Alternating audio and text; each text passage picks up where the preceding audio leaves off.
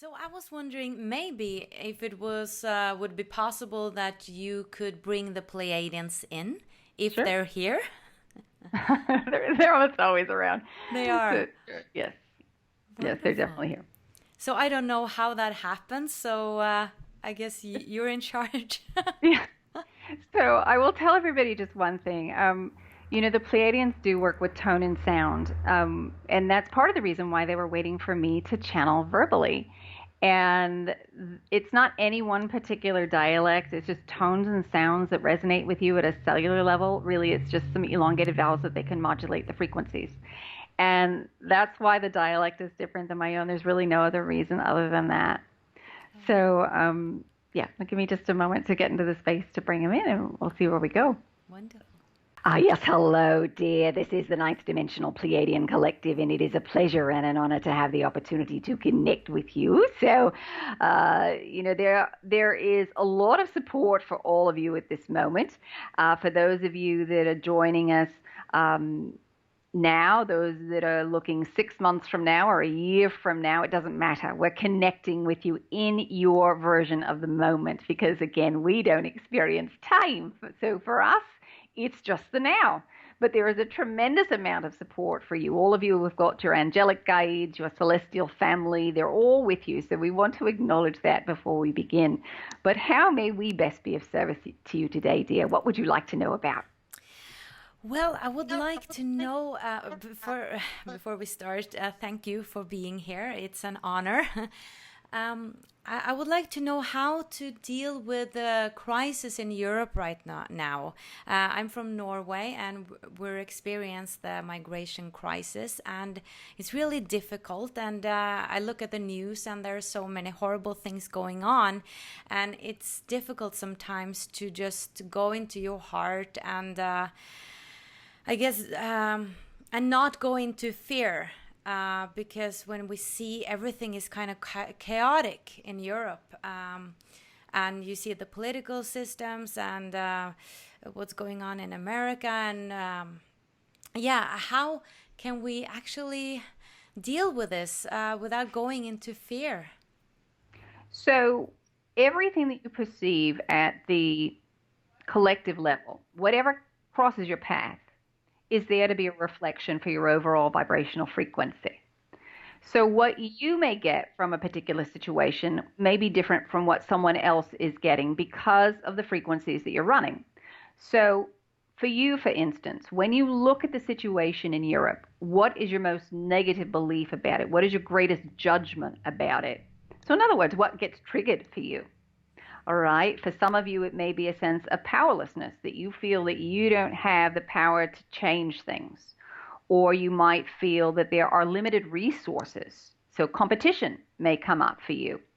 Or you may feel a judgment about someone else not being worthy. There are all kinds of things that can get triggered for you. But what gets specifically triggered for you is what you get to work on. It's showing you what's still resonating within your own field that needs healing. It is some judgment that you've set up that denies your own divine light.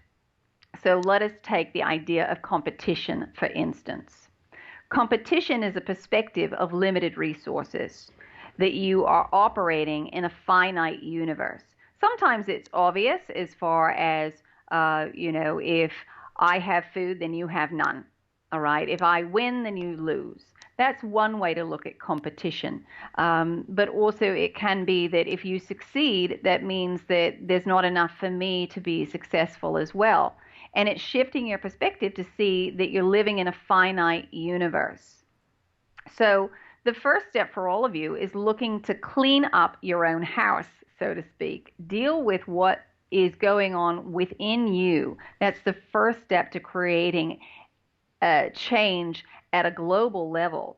And then it's taking action that's in alignment with that belief system.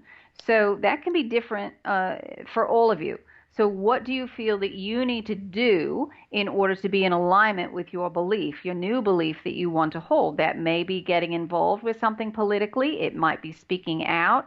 It can happen in many, many different ways. It doesn't have to be in what you perceive to be the direct path to that issue. So perhaps if you are finding that you're triggered about lack of resources, perhaps that means you also dealing with something, same issue, different mask, different look on the front of it. Maybe you start supporting educational systems where there is a lack of resources or funding that seems available, that you feel that you can allow that to happen, or that you are allowing yourself to give unconditional energy, all right, that you're not cutting off your energy field, that you have unconditional love to give, all right, because honestly, at the end of the day, absolutely every issue you have is about unconditional love and loving yourself unconditionally, all right?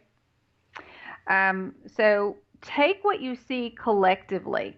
The issue on the surface may look very different to how it plays out in your personal life, but if you start looking at it, you're going to notice that, yes, indeed, you're playing out in several areas in your life, all right? And then take action that's in alignment with your new belief system. That makes sense. Thank you for that. Yes. Another question, a more personal one for me, actually. Do I have a special connection to the Pleiadians, or is it something I'm just imagining? No, you've spent a lot of time in that system. And for you in particular, it's about accessing information and records and the dissemination of that information. This is part of the archetypal energy that gets pulled in from the Pleiades. So for those that feel aligned with that system, generally you are very interested in records, in information, what's happened in the galaxy. You're interested in teaching and disseminating information. One of the challenges for those of you who've spent time in the Pleiades is also really learning the lesson of boundaries.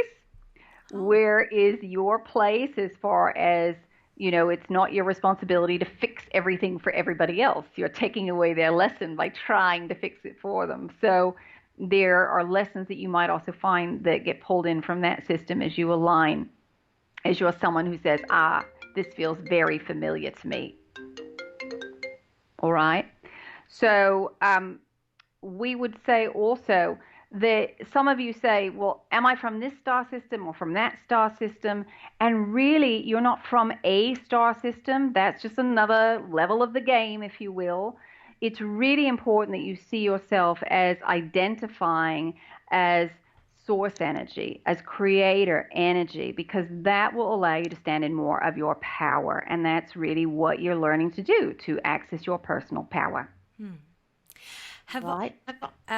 This is also a personal, along the same lines. Have I ever been abducted?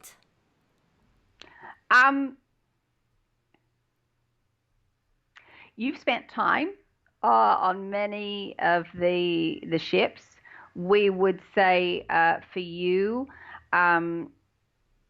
you have agreed to play with the Gray Hybrid Project.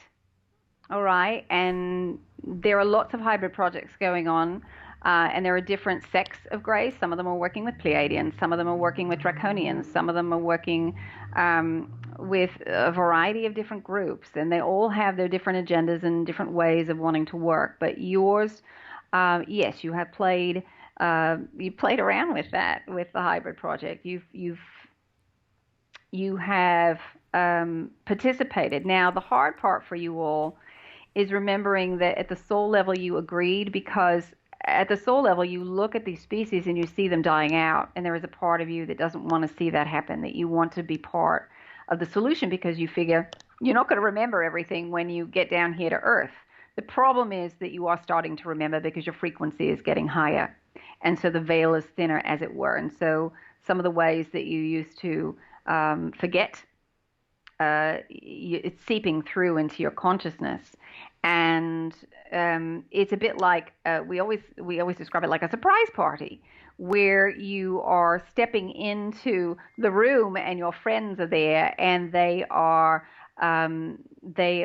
shouting at you, and in that moment you're startled and you close down, and then you take a breath and you say, these are my friends.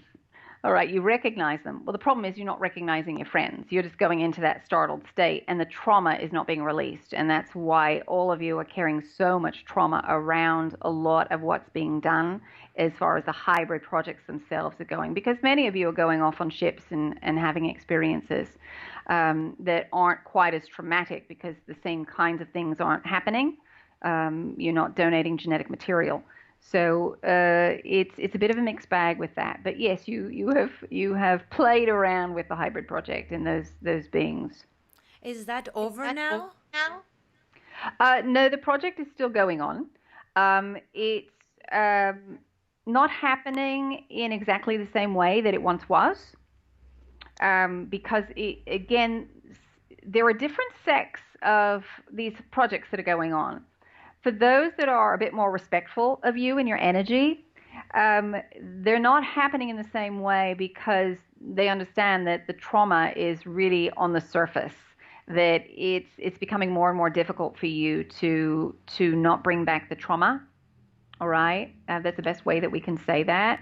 There are other sects that aren't quite as interested in your vantage point, and that's really they don't have the emotional capacity to understand.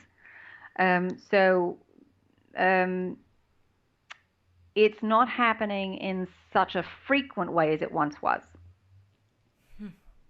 All right. Right.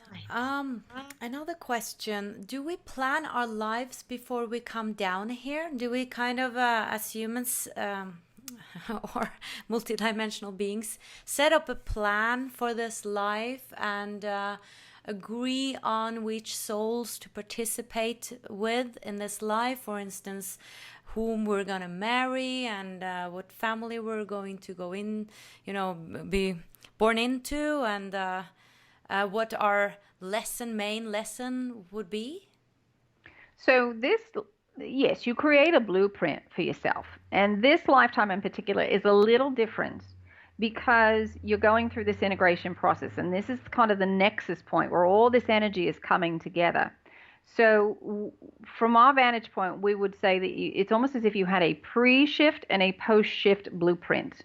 And it's almost as if you have two blueprints for yourself because you're moving into a different paradigm, a different way of playing the game. And so you needed a different blueprint. So really up until the end of 2012, as you entered into 2013, 2014, you started activating this secondary blueprint. All right. So for many of you in this time, you might feel like the old version of you it doesn't fit any longer. The things that you thought you wanted to do with your life, the things that you thought that you were passionate about, all of that started to change and alter because you are bringing on this new blueprint, if you will. Now, yes, you create a blueprint, but it doesn't mean that you don't alter it. And you can think about it how you would build a house. There are certain rooms that you want in the house, but how you choose to decorate it or renovate it, for that matter, is entirely up to you when you're here. So this lifetime also in particular is a little different as far as your relationships go, because there were so many things that you wanted to integrate, that you wanted to release judgment from many, many lifetimes with other people, that you left a lot of that to be very, very flexible, because you knew it would be a very rapid growth process and you weren't sure where you were going to be. So in other words, were you going to be at a particular place at a particular time to meet up with someone else? Now, there are many people who will be your match, all right? It's not that you just have one person and that's it, especially this lifetime. That there are many people with whom you can experience deep and boundless love with, and it was, where are you at? In order to have a relationship, you have to have a certain number of points of common interest, of vibrational alignment, in order to sustain the relationship. And if someone else is not working on the same stuff at approximately the same time, then you're not a match. But you had backup plan after backup plan after backup plan for yourself. So, you stayed flexible. And those contracts, if you will, they're very malleable. You all think of contracts as being eternally binding, but really it's akin to you making a choice to have coffee with a friend. And if that friend can't show up, it's not a big deal. You either go by yourself or somebody else shows up to join you. So you make those adjustments. You make those adjustments. All right. So does that help answer that question? Yes. But I'm thinking, is it so that some contracts are more solid than others? Yes, there are certain things that you were really clear that you wanted to achieve. And so some things really you'll feel a very strong pull or very strong guidance that something is definitely on your list to experience. All right. But yes, you choose your family. You get exactly the parents that you want to help reinitialize all your limiting beliefs because they've got those programs going on. Your genetic line has those programs going on. So you choose all of that to get you started, to get the ball rolling. And yes, there may be certain things in particular ways that you want to do, but this lifetime is actually pretty flexible. That's also something else we want to talk about very briefly. For many of you, you have it in your mind that if you don't get something in a particular way, you're never going to get it. So this we see as an issue in your process of manifestation, in how you perceive things to be manifest and created. So if what you want is to experience freedom, to experience abundance, to experience passion, for instance, and you're thinking that it's a job, and the job looks a particular way, it's got to be with this company, it's got to be this position. If you get locked into the form, then you're missing out, because your part in creation is about the modulation of frequency. It's about pulsing out frequency, observing the frequency as it's presented to you in physical form, and stepping out to engage in it. That's all that is your responsibility for manifestation. The universe is responsible for bringing the form to you.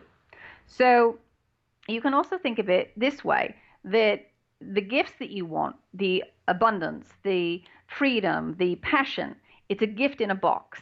All right, the box is the form that it's coming in, and you've got it in your mind that it's a striped box with a big red bow on it.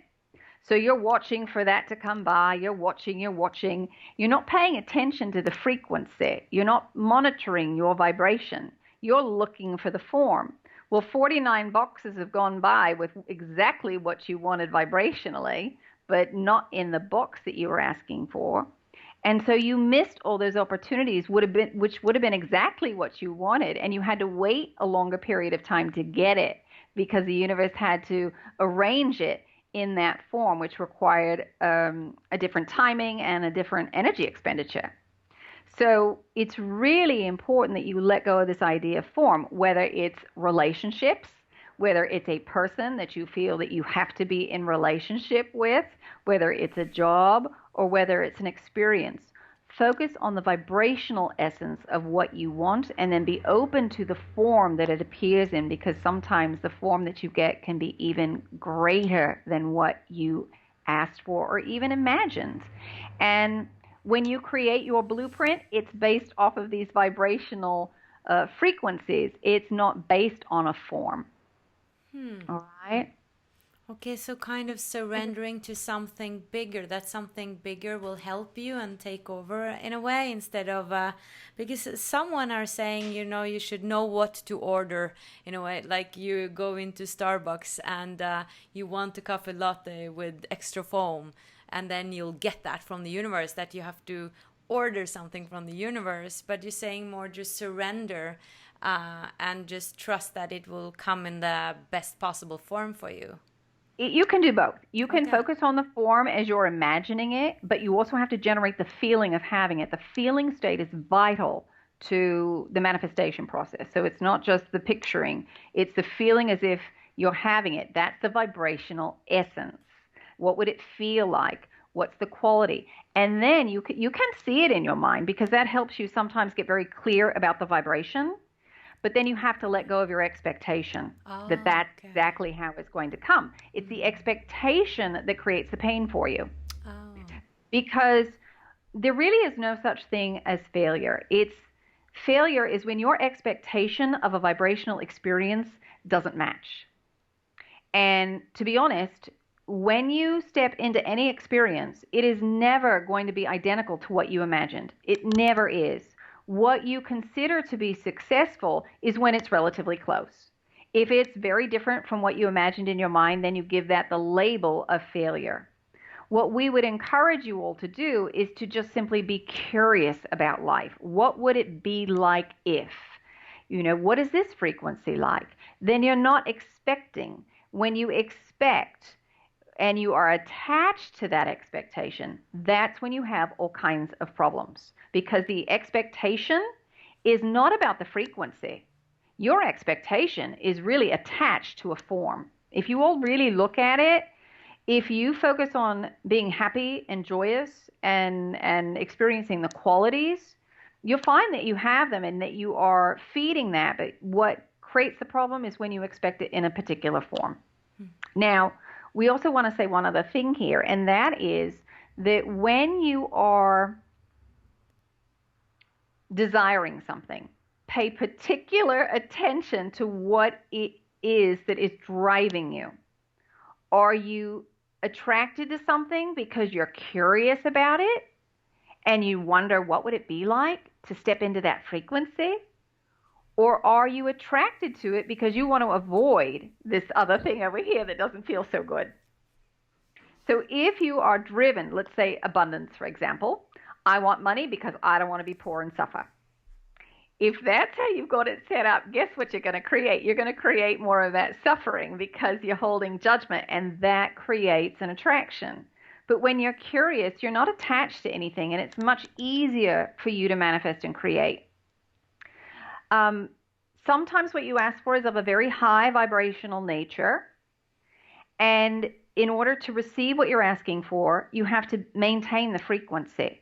So if you've asked for something that's very high, and you're saying, well, it's just not here, this stuff doesn't work, pay attention to what is showing up, because that is showing you what needs to be integrated in order to elevate your frequency to get you back to that delivery address for what you wanted.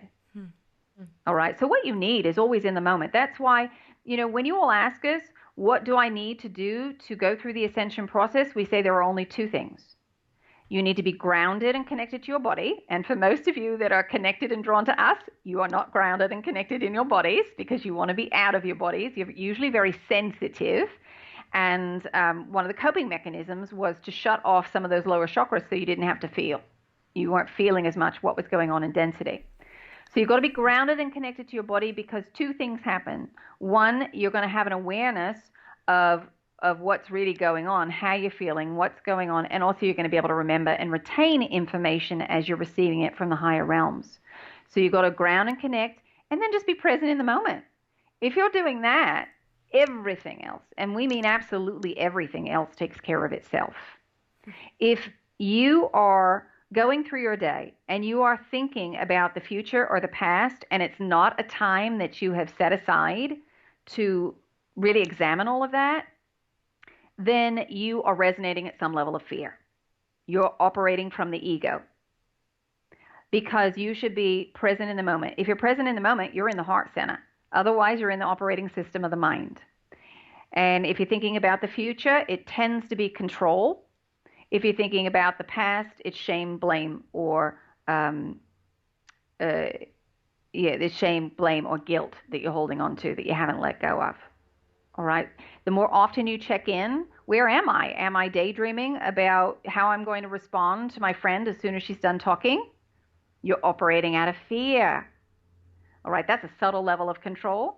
You want to be able to control what you're saying so that you don't look stupid, or that you don't want her to respond in a negative way to what you're saying, or that you need to think about it to make sure that you are accepted or safe. That's subtle control, and most of you play this out. But that looks very different on the surface to you trying to control your partner because you want a particular kind of food for dinner and you're trying to manipulate them into deciding for Chinese for dinner. All right. It looks very different, but it's the same underlying frequency. In some ways, my needs aren't going to be met, or I'm not going to be safe. I'm not going to be loved. I'm not going to be accepted. All right. So just have an awareness. The more you can check in with yourself to see, where am I vibrating?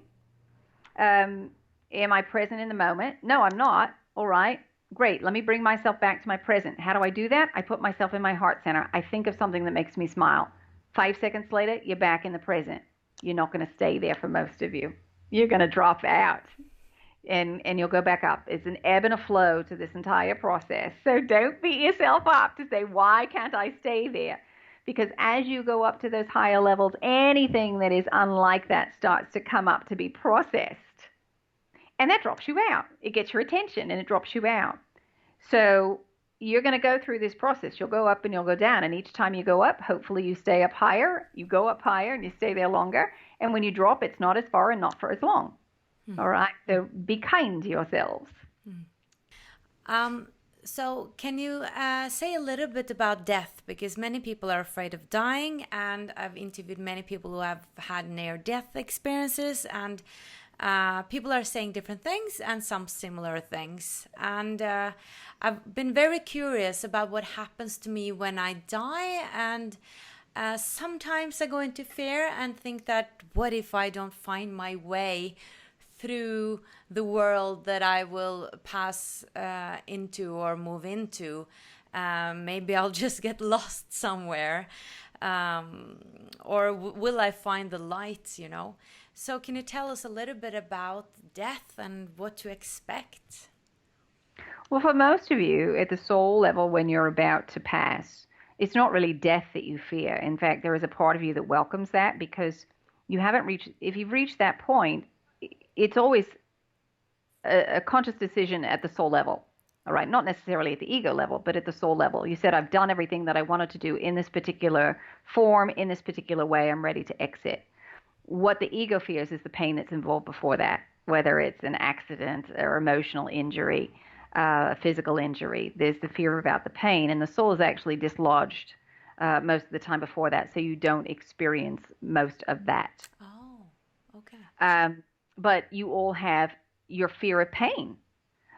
Pain is perception.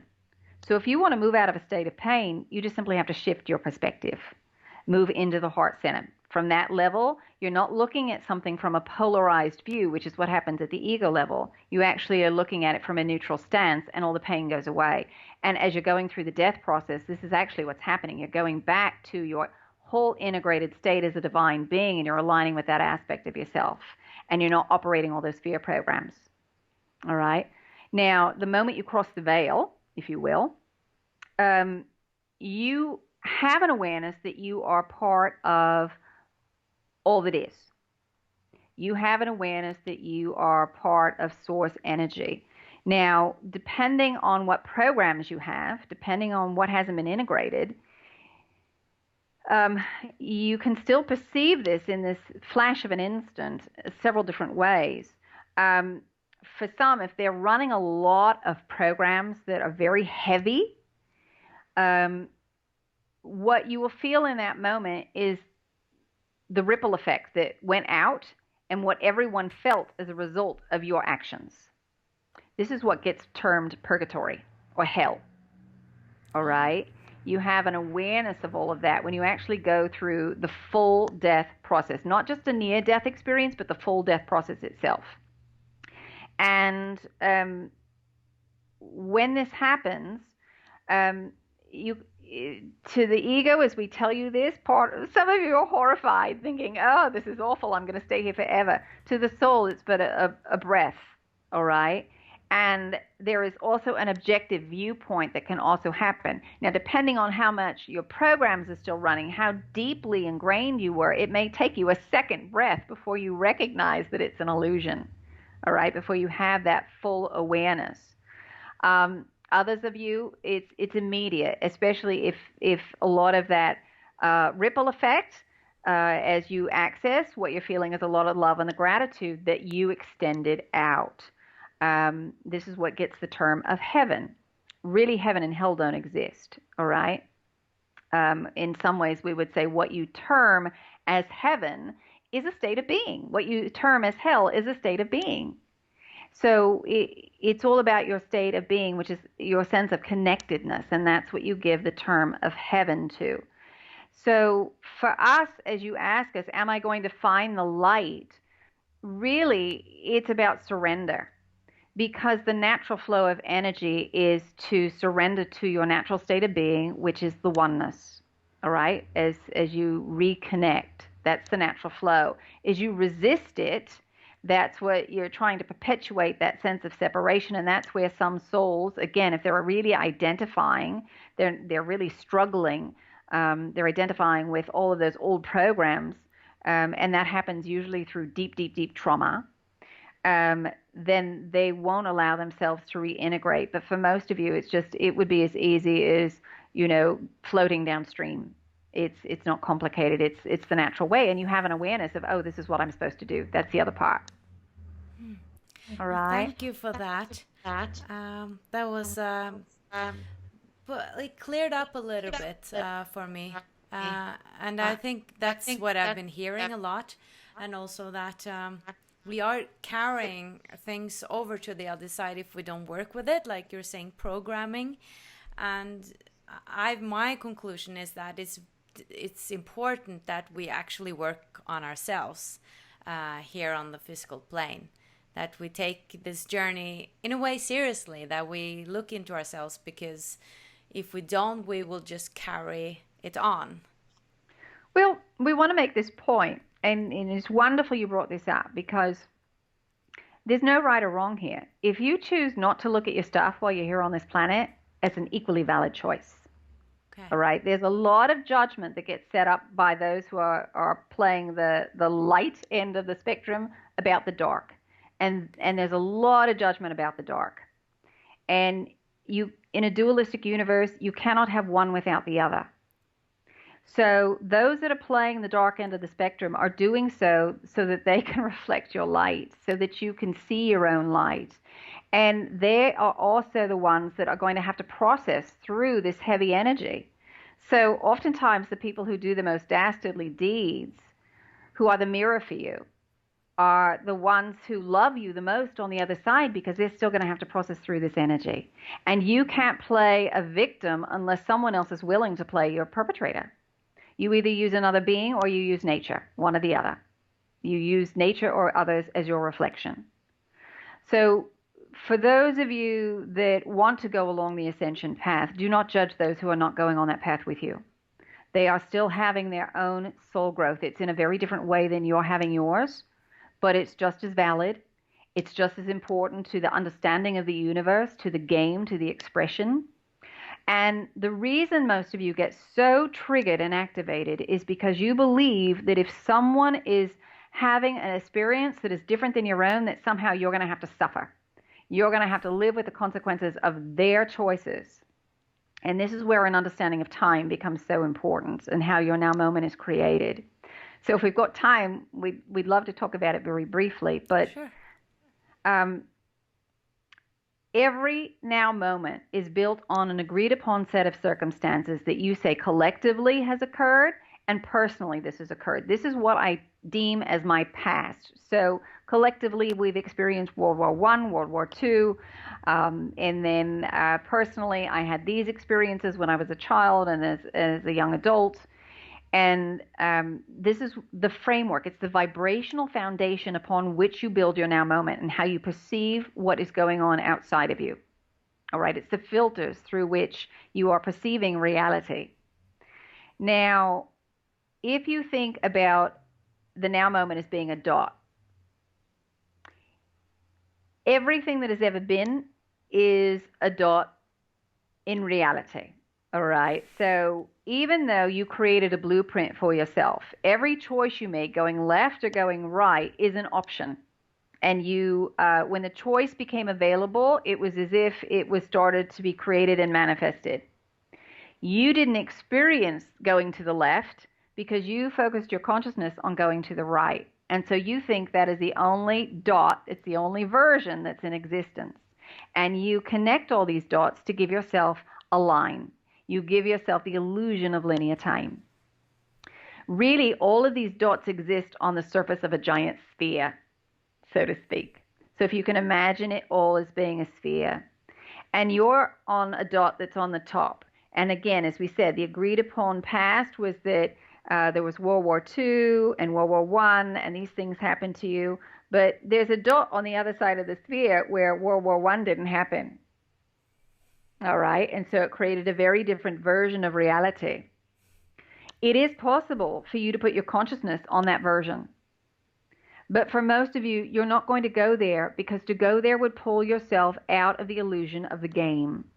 The game is linear time and the perception of separation.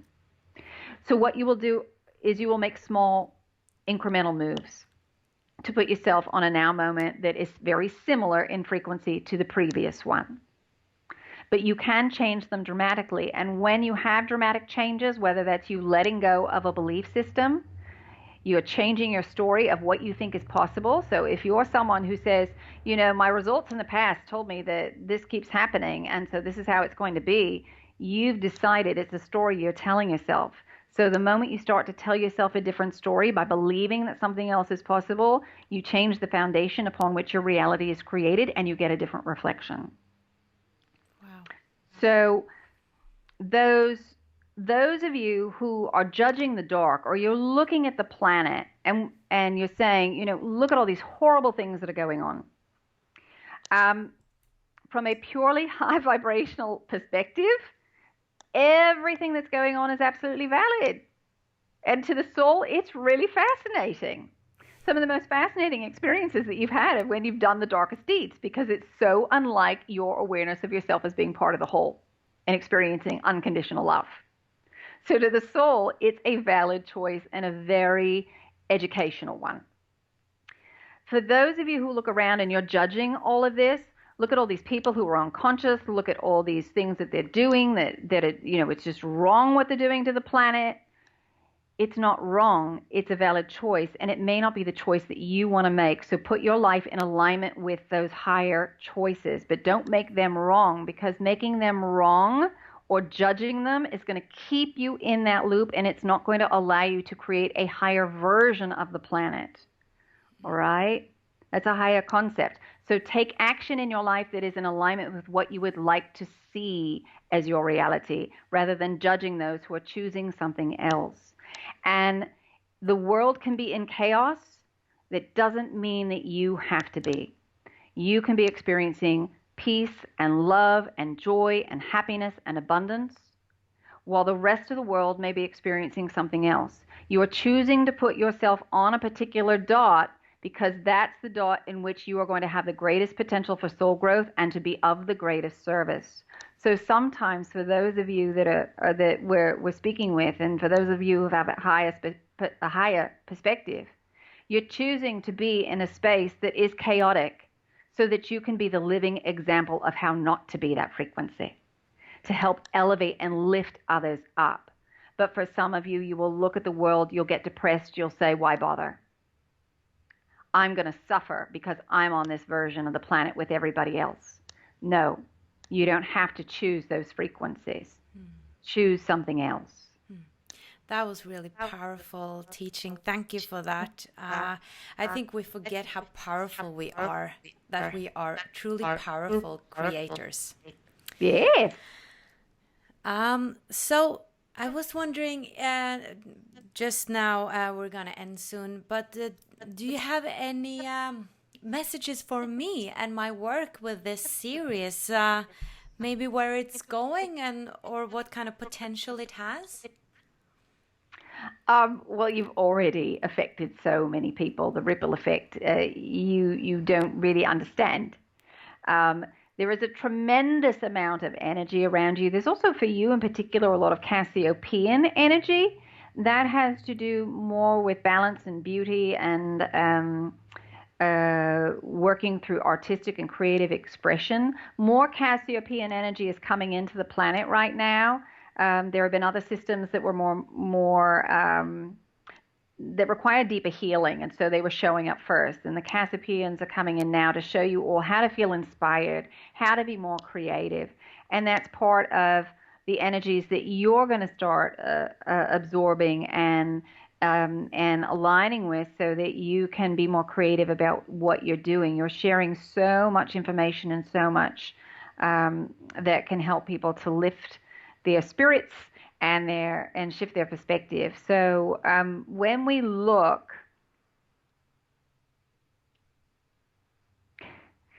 well, your guys are saying part of what you can also start doing is to take your favorites, your bits and pieces that are very easily digestible, because people's focus is very limited right now, because there's so much change going on. So small digestible pieces of what you feel is the most important thing. And while you're going to pull that up and pull out that information, you're going to remind yourself of all the tools, all the bits and pieces of information that you have for yourself. And that's going to be of service. For many of you, when you need help the most, even those of you who have been at this for a while, you forget the tools that you have to work with. So we would say keep them close at hand. Put them in a phone, a list, because you all have your phones with you. Keep them in your phone and have a list, and then have an alarm that goes off. Do I need a tool for my toolbox? And so what you can start to create from your body of work are tools for yourself and for others. All right, so not so much that's long and protracted, but small little bits and pieces, the best of what you've gleaned and learned, because part of what you do is network, all right, but also what you do is assimilate and kind of like when you're making a lovely tomato sauce. You're letting it boil down and simmer so that it gets really, all the good stuff is concentrated. So you're taking the concentrated bits and pieces, the knowledge, the snippets, and you're able to put that out there and even to package it for people. All right? Thank you for that. Yes. Yes, that's a good idea. Okay, well, thank you so much. Is there anything else? I have a feedback here again, but is there anything you want to say to us or to my viewers? Trust in yourselves. You know, a lot of you are going through a transition where you're feeling a lot of your passion is missing, that you feel a bit lost. Go back to the vibrational essence. Part of what you've forgotten, you understand in the process of manifestation that your thoughts create form, but you've forgotten that the emotions create form as well. They drive it into being. So you don't have to wait for an external circumstance to be generated in your life for you to feel a particular way. If you want to be happy, it's not waiting till something happens to make you happy. Feel happiness in the body now. You're pulsing that out. The universe responds and reflects that back to you. And then it reinforces the emotion. You're forgetting the first step. You're waiting. So for those of you who are missing your passion at the moment because things are shifting, and honestly, you've forgotten how to be creative. You've suppressed a lot of that creativity because you're afraid that you're going to be judged. Do something creative just for the sake of being creative for 5-10 minutes a day. That will help you. That will help to reignite some of your passion because it puts you back in the heart center when you're just creative for being creative, not for writing a masterpiece, a painting, a majestic piece of art. It's about just exploring. And you did this as children. You've just forgotten how to do it as adults. And so a lot of your passion has waned.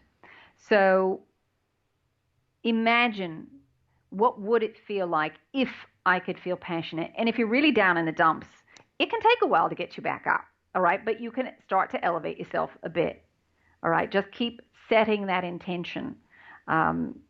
Set your intentions when you wake up in the morning. What do you want to experience throughout the day? Pick a frequency or two, and then acknowledge it through the day. You can reset it again through the day. I want to experience more compassion, or I want to experience more passion or laughter or amusement or abundance, or pick any frequency. And then at the end of the day, acknowledge the places that you got it. It might be very small. It might not look the way that you thought it was going to, but acknowledge where it shows up, and that will help you to expand upon that frequency. You have to acknowledge it so that you can receive more of it. So we leave you with that thought. But you all have a tremendous amount of support on the other side. All you have to do is ground, put yourself in your heart center, ask your question and listen. It's going to feel like your imagination at first because you're not used to working with subtle frequencies, but go with it. All right. And then ask for confirmation. We'll put it in your path until you get it or you no longer want it. And if you wonder, is this my confirmation? Then take it as such because the thought wouldn't cross your mind otherwise. Huh. All right. So you can call on us directly. You don't need Wendy. All right. You can call us the P's, Mrs. P, if it's too hard for you to think of us as a collective or a collective of about 2,500 beings.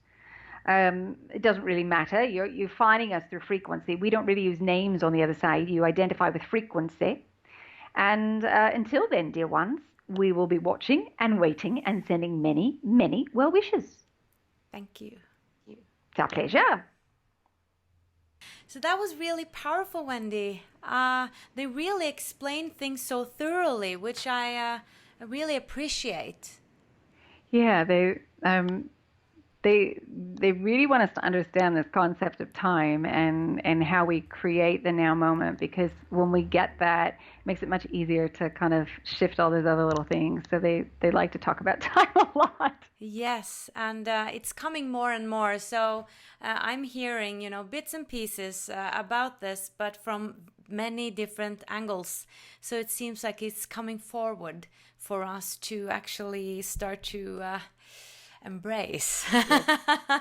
It's time. Yes. Well, thank you so much for your time. This was really wonderful and awesome. I learned a lot today, and I also like to hear that you're saying a lot of the same things as I've heard from many other people, just with a few different words. So the same stories kind of coming from different angles again. And I like that, and it really resonates with me. So thank you so much for your work. I mean, it's really brave doing what you're doing. I mean, I just gotta say that. That's truly brave. So thank you for that. Well, thank you. It's my pleasure. To me, it's the new normal. So I think everybody does it. Yes. So, yeah, I thank you for saying that. Yeah, and thank you for being here, and good luck with all your wonderful work. Oh, thank you. You as well. And thank you so much for watching, guys. Much light from Oslo. Bye-bye.